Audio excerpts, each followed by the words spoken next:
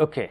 So, now let us get started on the next lecture, that is lecture 3. We will discuss a few basic issues here which we will keep in mind, again an extension of the introductory part. So, let us start now.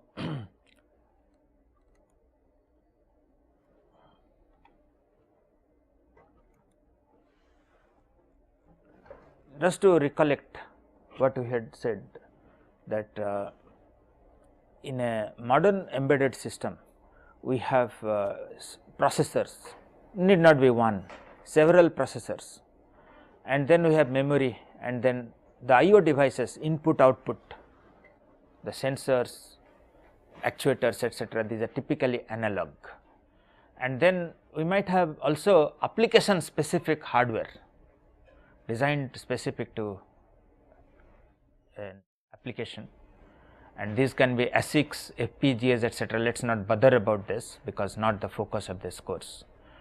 The application specific hardware is used here for ensuring performance and consuming low power, and then we have different types of processors. For example, some might be signal processors, digital signal processors, some might be controllers, etc. There might be mechanical transducers, actuators. So, we will just keep this in mind, but we will not really discuss this in a detail, which would be possibly a discussion in an embedded system course. We will not discuss about this. So, this is the kind of block diagram we will keep in mind, that there is a processor and the operating system is running on this, and the user interface processes and the controller processes, these are applications running on the real time operating system. And then we have digital signal processors and some specialized processors which possibly have their separate code, and there might be some application specific integrated circuits, and then we might have memory specifically for these DSP processors. Both of these are accessing this dual ported RAM, and we might have a codec for signal conversion and compression. So, this is the kind of system that we keep in mind as we proceed. But let us answer one very basic question before we look into the details of an operating system. Said that the system is small, embedded system, for example, a small cell phone or a microwave oven or a toy or something. Now, does it make sense to have an operating system there? Can't we directly program on the hardware? Why do we need an operating system? No, user input can be handled by a program written on that. You can always write, just like you have done microprocessor programming. You can handle user inputs, right? Microprocessor programming, you did not use any operating system, isn't it? You can add new application program. No, one application will run. What do you mean by new application program? So base application, OS is the base thing, it will talk to hardware. Right. So, if any new application is coming. No, but you are developing it for one application, isn't it? An embedded application is a special purpose application. But for mobile phones, you can add some new programs. The upgradation will be difficult. Sorry? If the hardware alone is used, the Yes. upgradation may be difficult. Okay. See, what he says is that, see, if you, it might be difficult to really make it bug free and all those, he is saying. It might be difficult to upgrade. Okay, let us see that there are many reasons why we need an operating system. So, let us look at them one by one. See, one is, we said that these systems have multiple tasks. So, we need to support multitasking, and we need to have some scheduler for this, and then we have issues of resource sharing and synchronization. So, if you want to implement all this as application program, you want to rewrite that, you are unnecessarily incurring additional cost which you could have just got these features by using an standard operating system with very little cost. Similarly, the timing aspects. How do you support timing aspects if you are writing your own program without an operating system? How do you ensure that it will run? And memory management, because these are basic functions in an operating system, and any application you write, it has to do memory management, isn't it? Because data it has to read, store. And what about file systems? How do you keep track of permanent data and read them? Need a file system. Networking, because as we are saying that all these devices are now being networked. How do you support network? Would you like write your code for the network protocols and handling the packet transmission? What about graphics displays? How will you do that without an operating system? Suppose you want to interface with different I/O devices, will you write your own I/O driver? That will be very expensive. Then buffering and scheduling the I/O operations. What about providing security and doing power management? So, all these are features of any operating system, real time operating system, and if you are thinking of writing an application without using an operating system, it will become extremely large, development time will be too much, cost will be too much, and the product will not run, right. So, for every non-trivial embedded device, we need an operating system. Is this point clear? There are many reasons why you need an operating system, because these are basically multitasking, and we need to have proper schedulers for this. Resource sharing between tasks is required, as you will see that some results are produced by something, used later by another task, or maybe they just work together to produce some results. Memory management, file system, networking, graphics displays, supporting I/O devices, security, power management, all these are provided by operating system. If you are thinking of not using an operating system, you will be unnecessarily incurring additional cost, time, right. Okay, let us proceed further. Just consider a cell phone operating system. This is one topic we will discuss later, the kind of operating systems that are being used in cell phone, commercial phones. The code is over 5 million lines of code, thus the operating system that is being used. Now, suppose a cell phone company says that, see, we want to reduce cost, let us assume hypothetically, because when you buy a commercial operating system and per product you will have to pay license fee. Now, the license fee may be typically small, maybe just a few tens of rupees, or maybe just a fraction of $1 per device, per cell phone. Now, if you do not use the operating system and say that, see, our programmers will write the basic features necessary to support that. Now, just see how much time they will take to write that 5 million lines of code to make that cell phone operate satisfactorily. And also the fees are not very high. Per device, the license fee that is paid is just few tens of rupees, and also there are free operating systems.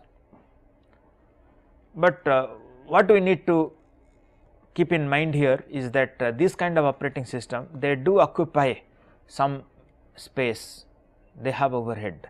So, if you are thinking of extremely simple devices, like let us say a air conditioner, where it just samples the temperature and either switches on or off, samples temperature, switches on off, that is simple activity, then we do not need a operating system there. The event is just one temperature being sensed and then switching it on and off, that a simple program can do.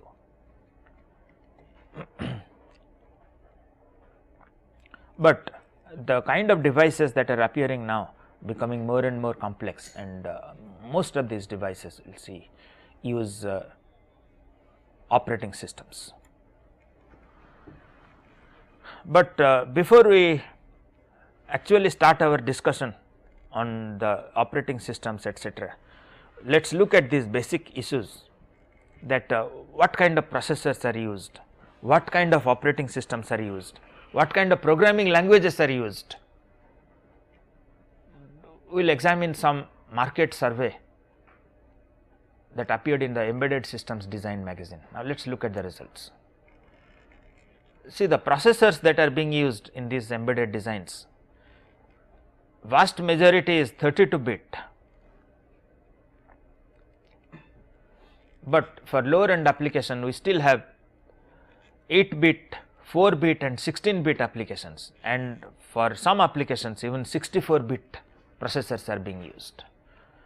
But maybe in future, as the embedded systems become more and more complex, maybe we need more powerful processors and powerful resolution, right, data resolution, data size, might need a 64-bit processor. The kind of processors that we are talking of in this kind of applications, a large chunk of the processors based on the ARM processor,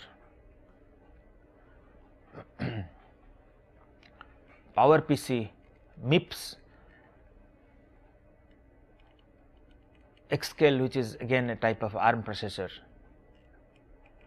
but we will see that a vast majority in cell phone and all those are ARM processors, which is again based on the MIPS design. I hope in your architecture course, you had the architecture course, isn't it? So, in the architecture course, the MIPS, the design of this is or the arrangement of this is that they do not really manufacture MIPS processors, they just license it to different vendors. For example, Sony Corporation might be using MIPS processors, Toshiba might be using. Okay, let us proceed. Now, let us see, as far as the sales volume is concerned, the ARM processor has the maximum market share, as we are saying that many of these mobile phones actually based on ARM processors. But what about the number of processors used? We have majority one processor system, but we do have 2 processor, 3 to 5 processor and more than 5 processor system.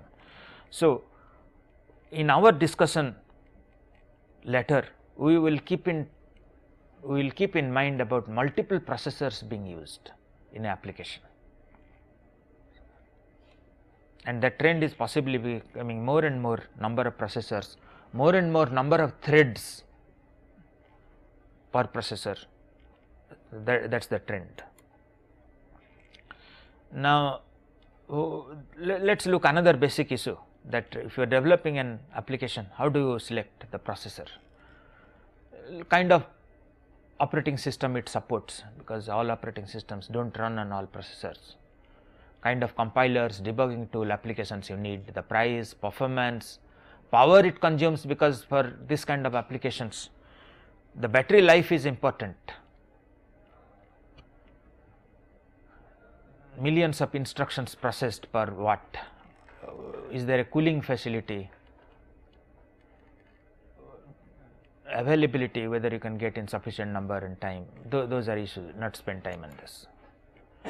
But what about operating systems that are being used?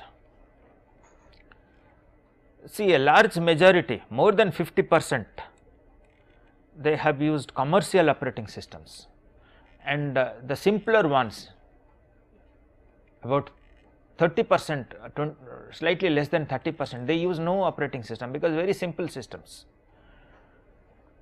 internally developed operating system for simpler applications, and then open source operating system. These come without cost, right, but this is a growing segment actually. But let us see what are the problems with open source operating system, because as we proceed we will also discuss different types of open source operating systems. So, let us look at one basic idea which we will remember throughout the course. See, one thing is that goes in favor of open source operating system is that devices are extremely cost sensitive, because the total cost is, let us say, 500 rupees, and out of that if you pay some 20 rupees for operating system license, then another competitor might actually underprice you by not using an by using an open source operating system. So, for commercial operating system paying a license fee, you will just try to use open source and reduce the cost, very competitive market. So, that is one thing going in favor of open source operating systems, and people actually exploring to use open source operating system. Now, but for satisfactory performance, this open source operating system need to be fine tuned. You can't just get it and use it, right. You have the code, source code is available, these are open, and you need to fine tune, but that is not a problem, could have also used without fine tuning. But let us see the problems. See, cost is one thing, you could reduce cost, but let us see the problems, why there are majority still going with commercial licensed operating systems. See, one thing is that even though we got the operating system free, but these free operating systems, the open source operating systems, many of the new devices, they do not get drivers, device drivers. So, possibly you will have to write device drivers, which will increase the labor cost, whereas the licensed ones, as soon as a new hardware becomes available, IO device, a new device becomes available, they immediately develop the device driver and support it. And there are other problems also. One problem, just see here, that as part of the open source license, it is not that you will just get it, change it and use it. You will have to sign a license which says that whatever you develop based on this operating system, you will also make it in the public domain, you will make it open. So, very few developers, product developers will be agreeing to put their code on the open platform because of business reasons. And for other plug-in software still need licenses, they are not part of this open source, for example, media player, encryption, encoders, decoders. So, possibly these two, that you do not have many device driver support or recent device driver support, and also you would have to abide by the open source license. These may be deterrents for using a open source in a commercial product. But if you are using the operating system as it is without much difficulty, I mean without much tailoring or rewriting, then you can, it makes sense. But again, to get programmers who understand that code and write it and support, if you have a problem there in the operating system, how do you, who will support it, right. So, those are the issues. Okay, let us proceed further. So, out of the commercial operating systems, let us see the market statistics, actually slightly older statistics, 2006, published in literature. The Microsoft has a large share here, Microsoft Embedded, and then we have Wind River system. They have several operating systems under the Wind River, which are also very popular, and then we have Symbian, Green Hills, Palm OS. These are some of the terms, names we will use as we proceed in this course, and of course, there are the free operating system, and these are the small players in the commercial operating system area. We will look at it in more this thing detail, the typical products that are there, the popular products, not typical, the popular products under from these commercial organizations and their features, how they compare for using in a typical application. We will look at those features later. Now, what about the programming language? See here, large majority is with C language. It is not really C, but a subset of C, because they do not use pointers, dynamic memory allocation. These features are not used in a typical embedded design, because they are sources of error. So, the standards here is they have defined a new standard for embedded system programming, where they define the subset of C that is being used. C++ is also quite popular. So what is that subset of C called? I think it is called a standard. I will just give you the exact organization which has produced the standard, right, for embedded programming. It's the syntax and the semantics, a subset of the C has been specified, which are being used by organizations across. I will give you the organization and the standards name. Misra standard, yes, but Misra, is it the automobile, but what about the general embedded? We will just discuss that later. I do not recollect now the name of the standard and who has made the standard. So, C# is also being used. Java, of course, because of its different technologies that are available with Java, especially in the mobile environment, right, mobile phone environment. Assembly languages are also used significantly, and other programming languages. So, as we proceed, we will hear less about embedded systems. So, this is possibly one of the final slides that we are hearing about embedded systems. So, in the future, what are the trends? Because this we will also have to keep in mind as we discuss about the software issues.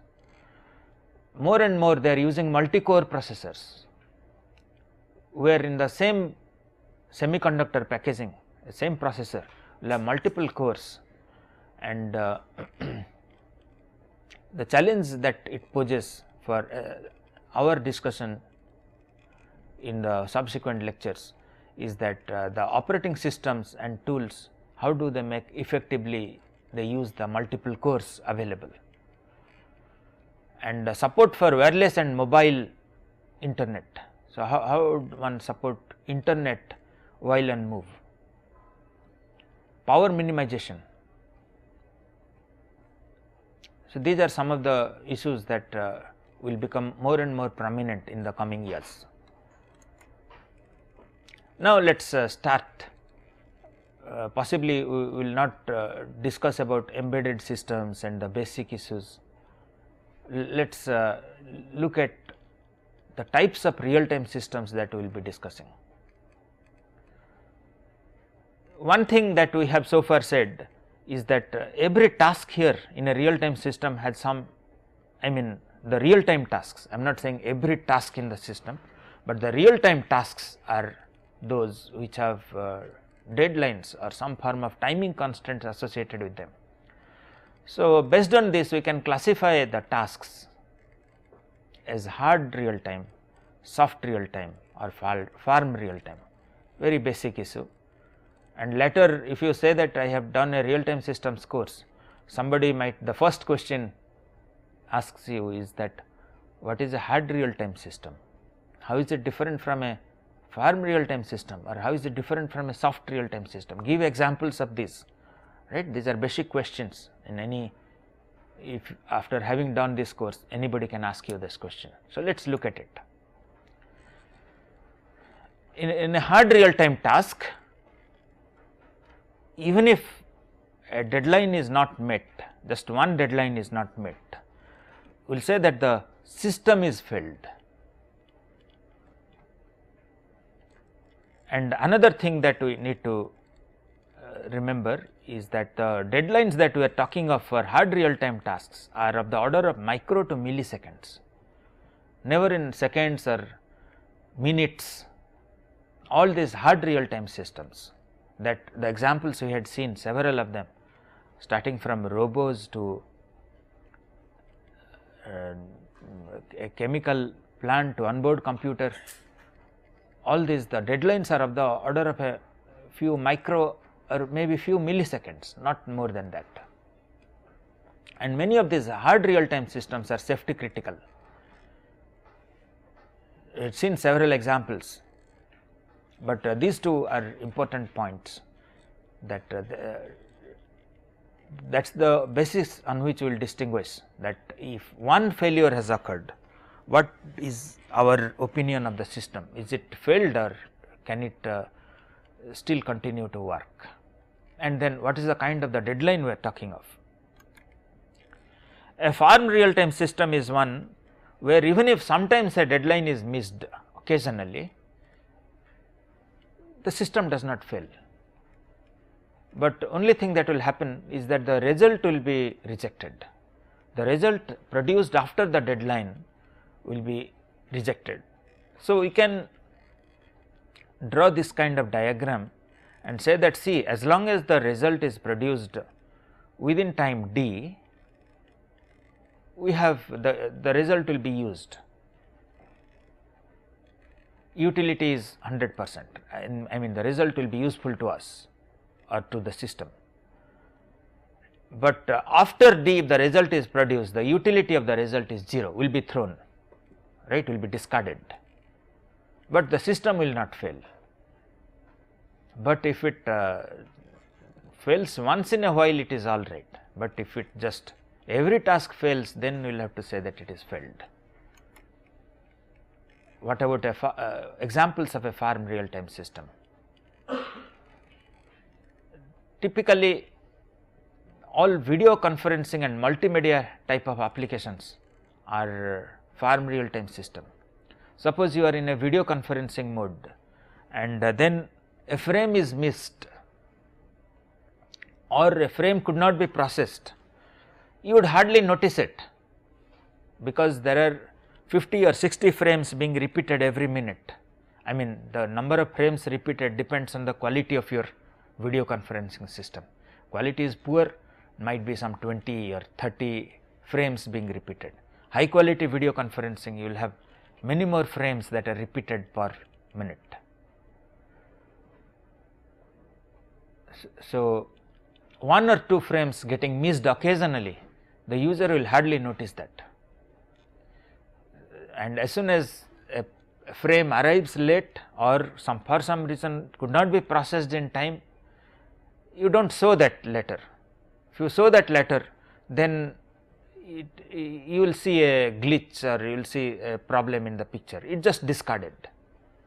The frame, a frame which could not be processed in time will be discarded and the users will hardly notice that, right. So, the result which could not be produced within the deadline, right, before the next frame could be processed, or if the repetition rate is something, it could not be processed within that repetition rate, then it is simply discarded, not displayed, right. So, that is an example. We can have telemetry applications. If a new data becomes available, do not need the old data, you might discard it. Before the old data comes, the new data which has come and processed, will discard the new data without any much difficulty, because after all just measuring something for weather or something. Then satellite based surveillance application, we are surveilling, doing a surveillance, no, that we are getting signals and processing and seeing whether there is a movement of army or what is the crop, that kind of surveillance.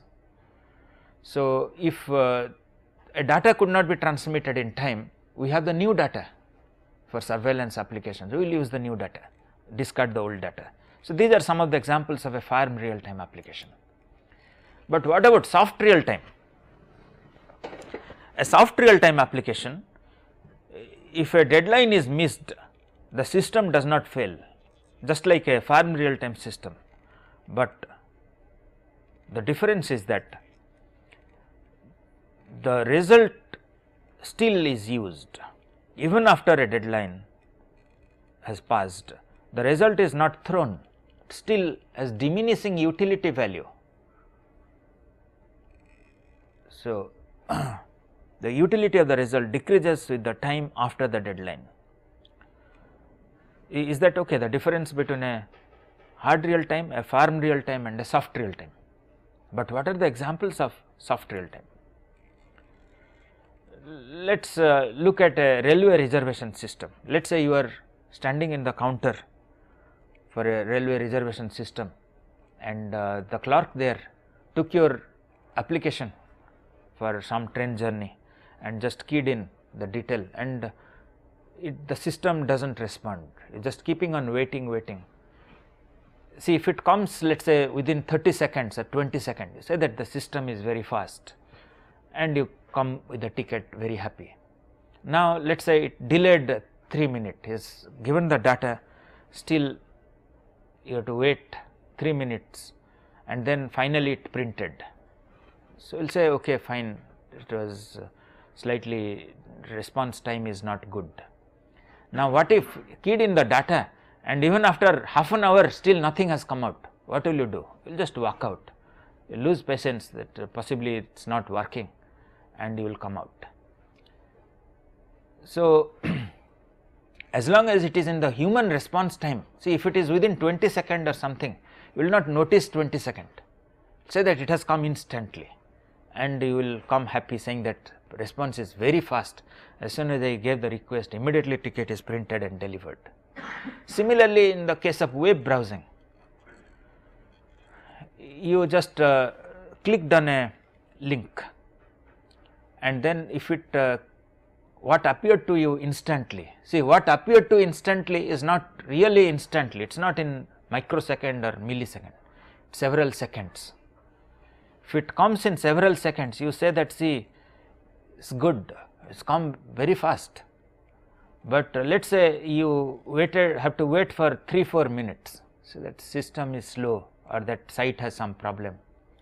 Now, after 10 minutes it does not come, so you say that, see, there is problem, it is not usable. So, here just see that if it has come within some 20 second or 30 second, say that the system is working very good, and then you are saying that the response time has decreased. The system is not as responsive, but you are not saying that the system has failed. So, in that sense, every application that you use is actually soft real time. I mean, every application in your desktop or in many of the everyday life you use are soft real time. For example, you are doing a word processing, and sometimes you make a change on the word processor, immediately reflected, and sometimes you just made a change and it is taking time, possibly it is doing something internally, right, saving some file or doing some logging or some activity, takes little bit of time. You do not say that the system has crashed or something, you wait, right, and if you are to wait very frequently and for longer duration, say that the response time of the system for some reason is not good, right. So, most of the tasks that we are familiar are soft real time. The firm real time and the hard real time are the one that we are going to discuss in this course. Soft real time, occasionally we will talk of that in addition to hard real time and firm real time, some soft real time tasks also systems might have to support, right, real time systems, but majority of the tasks that we will talk of are either hard real time or firm real time. Now, is there any task which will be non real time? What do you think? See, we talked of a hard real time, a soft real time, firm real time, but can a task be non real time? Yes, anybody would like to answer? Can a task be non real time? Like a complex simulation, scientific calculations, we are not concerned about the time, we just concerned about the result. Okay. Okay, he says about a simulation application, it runs days together, but sometime it might, so you do not know that. So, maybe you will come tomorrow and check, not running, come next day and so on. Any other application you have in mind? non-real time application, non-real time task, let us say. Decryption and then tracking a message, decrypted message. Okay. Cryptography takes days together. And if it is, even if it is 2 days, then we say it's okay. Okay. Okay. Or let us say in the salary section, they gave a printout for salary, right. They gave the printout, takes time, went for a tea and came back. So, if it has completed, okay, fine, not completed, it is going on, they will check again. So, time is not a matter there as long as it is going on printing, right. So, one thing that distinguishes between the soft real time and the non-real time, okay, can you identify that? See, soft real time also, their time is of very little concern, is not it? So, what is that distinguishes? See, here you went for a coffee break and came and found whether it is printing or not printing, and then you again checked later whether it has completed. But in a soft real time also, you just waited with patience, checked whether it is printing the ticket or no, right. So, what exactly is the difference between a soft real time and a non-real time task? In a soft real time, we are doing some in a non-real time system, we can do some other task while our task is being completed. But in a soft real time system, we are stuck in that task while the task is being done. Okay. Okay. In other words, what he says is that in a soft real time, the time scale that we are talking of is couple of minutes, whereas in a non-real time task, we are talking of time in hours, right. So, the dimension of the time is possibly the difference, because if the payroll is supposed to have been printed within an hour and is still going on, so you say that it has failed, it is printing possibly something junk, you go and check, right. So, the scale of the time is actually the difference between a soft real time and a non-real time task. Sir? Yes. Sir, can we talk about the utility of the output that we get? Like we are saying that in a soft real time system, the utility is supposed to decrease of the Yes. output that we get. Yes. But for a non-real time task, like if the printout comes after 2 hours, but still the utility of the printout of the output is not hampered, like it is not diminishing. No, see, it is taken your time, right. Utility of the result has diminished, just like in a ticket counter, railway reservation counter, you got your ticket, but after let us say 2 minutes. So, the utility is less, it is not, no, you had to wait, you are not happy, right. So, the utility of the result is less. If it came instantly, you came back happy, saying that it is responsive, otherwise you are saying it is in a degraded performance. Same thing here, that if it appeared in let us say 15-minute printed and you are expecting an hour, say that okay, it has printed very fast, and after 1 hour if you come and check it is still printing, you will again say that somehow it is very slow, let me come after some time, right. It is a degraded performance.